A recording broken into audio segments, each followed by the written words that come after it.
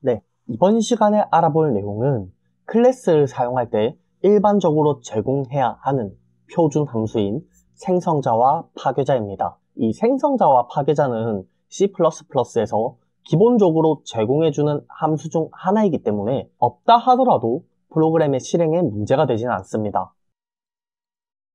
이렇게요.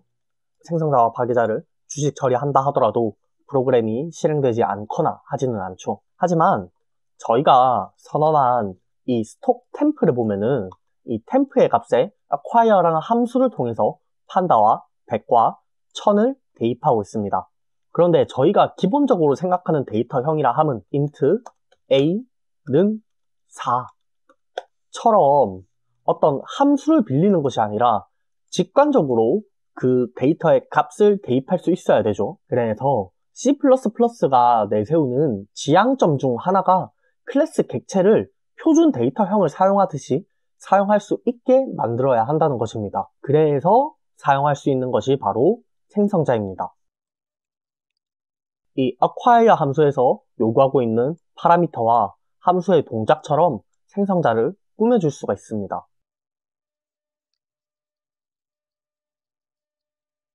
이렇게요. 그럼 이제 acquire 함수는 사용하지 않으니까 삭제를 하도록 할게요. 그러면은 이제 이 스톡이라는 데이터형을 가진 변수를 선언할 때 다음과 같은 두 가지 방식으로 선언할 수 있게 됩니다.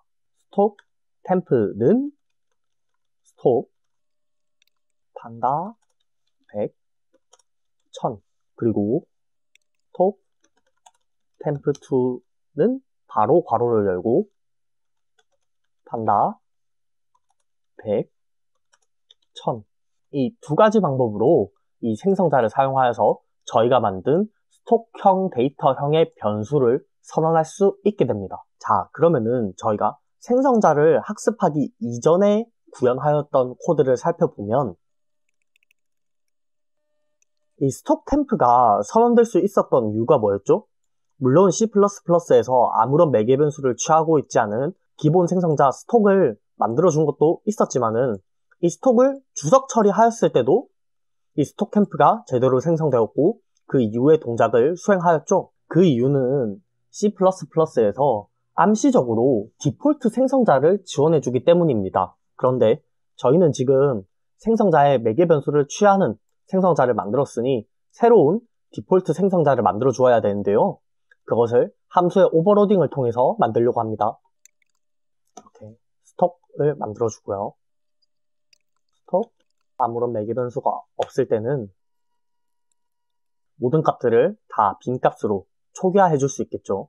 비단 이렇게 함수의 오버로딩을 사용하는 방법 이외에도 이 매개 변수를 그대로 들고 와서 디폴트 매개 변수를 선언해 주는 방법 역시 동작합니다. 이렇게 디폴트 생성자를 선언한 이후에는 명시적으로 초기화를 하지 않고도 객체 변수를 선언할 수 있게 되었습니다. 자, 다음으로 알아볼 내용은 파괴자입니다. 저희가 객체를 생성하기 위해서 생성자를 사용할 때 프로그램은 객체의 수명이 다할 때까지 그 객체를 추적하는 책임을 맡게 됩니다.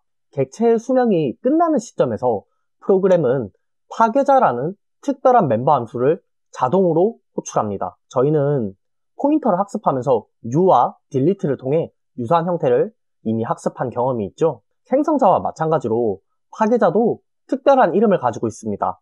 그것은 제가 저번 시간에는 물결 표시라고 말씀을 드렸는데요. 물결 표시로 표현되는 tilte입니다. 클래스 이름 앞에 tilte가 붙은 클래스 이름은 파괴자로 명시됩니다. 생성자와 마찬가지로 파괴자도 리턴 값을 가질 수 없고 선언된 데이터형을 가지지 않습니다. 이와 더불어서 파괴자는 매개 변수를 가질 수 없습니다.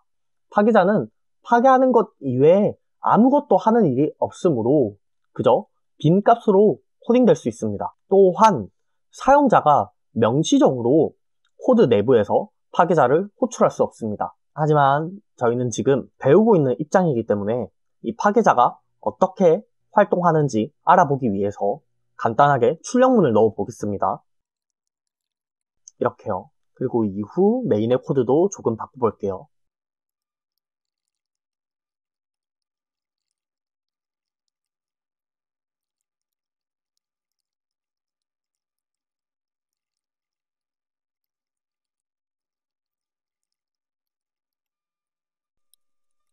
자, 먼저 생성자를 이용해서 템프라는 이름의 객체를 생성하였고요. 그리고 디폴트 생성자를 이용하여서 템프2라는 이름의 객체를 생성하였습니다.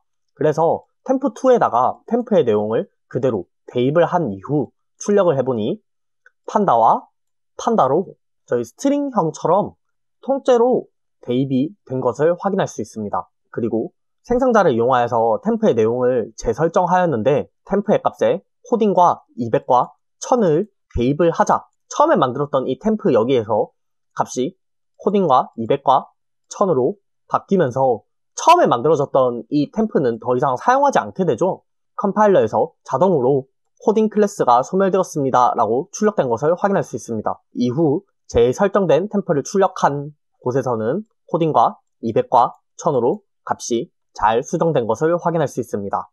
마지막으로 프로그램이 종료되니까 남아있었던 판다 클래스와 코딩 클래스가 소멸되어서 이렇게 클래스가 소멸될 때마다 저희가 틸테를 붙인 파괴자를 호출하지는 않았지만 자동으로 파괴자가 호출된 것을 확인할 수 있습니다.